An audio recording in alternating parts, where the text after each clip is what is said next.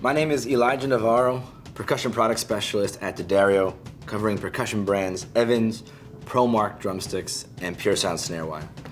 I'm here with my good buddy Kenny Sharretts, professional drum tech with artists such as Stevie Wonder, Rihanna, and Trame. Kenny, how you doing today, brother? Man, I'm doing great, and I'm excited about what we're doing today. I'm going to show you how to remove, install, and tune a snare drum head on the top side of the snare drum. And what head are we using here? It looks like we got a Genera Dry, 10 mil ply head here, overtone control ring, and we have the vent holes to get a nice dry sound. Tone control ring on the back side allows you to tune the drum up without any muffling whatsoever to maximize the tone of the drum. Right, cool. And get the sound you want. All right, when I detune, I like to detune in the same pattern that I tune the drum in, a radial pattern. And on a 10-lug drum, it goes like this: 1, 2, 3, 4, 5, 6, 7, 8, 9, 10. Okay. So let's get this thing undone. Once you get it loose, you can go ahead and go for finger tightening or finger loosening. You take this tension rod and you spin it out of the swivel nut that is inside the lug. This is your lug casing. This is your swivel nut. Want to join me, brother? Yeah. Now, before I pop this head off, I do want to show this is actually a good time to change the heads. You know, on a regular basis, you want to change your heads. If you start to lose tone, if it starts to feel funny, coating starts to wear away, you're not getting the sound you really want out of your drum. Right. So it really is time to change the head, and this is a fine example of one. That's ready to go. Now, like I mentioned, you want to clean this properly. You want to take a rag, come around here, get this area that you can't always get the dust out of the lug casings. All right, let's take this beautiful HD head popper on. Now, I like to put it center across my snare so I can see where I'm going, and I always have my 1 point. Let's drop this hoop back on and take a look at centering it. Because again, centering it and making it start from a balanced point is the key to proper tuning. Okay. Now, when I put this hoop on, doesn't matter where I start, but I like to start with 2 opposing tension rods and spin them down equally. That way, they lock into the swivel nut and balance the casings on each side to where I have a balanced center point so that hoop's not gonna slide, it's not gonna move, it's not gonna anything. Center right over this beautiful level 360 head, which is designed for this process, so everything locks together beautifully. All right.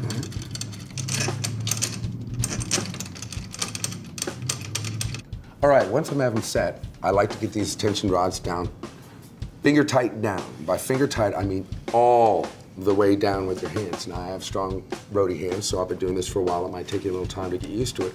But all in all, you want to get this drum down to a fundamental tension. So that means equal tension between all lugs. Exactly, sir. Okay. Now, when you're there, you should be able to hear tone in the drum. We're going to tap check to see if any of these are low or high.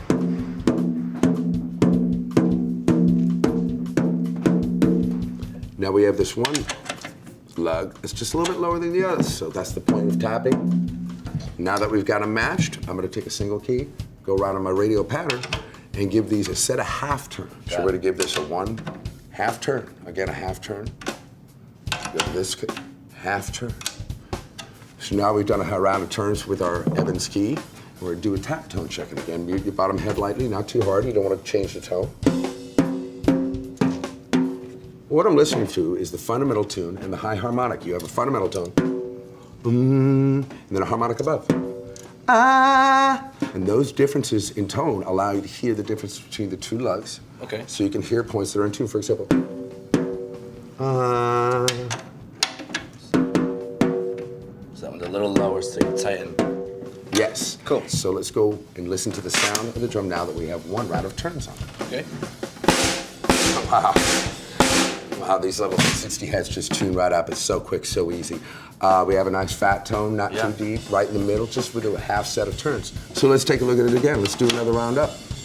Still half turns. Okay. Half turns all the way around. I don't recommend going any higher because this really allows you to balance the drum. You just want to go around and then check your tones because this will tell you if one of the lugs is out of tension or not.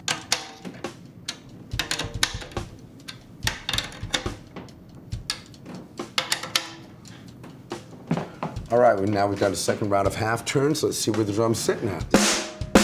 And you notice, no muffling needed, just beautiful tone. All out of 2 rounds of turns. And the best part is if I give it a good listen, my gut instinct is that we're rolling all the way around. Tons and tone. You hear the little tone change?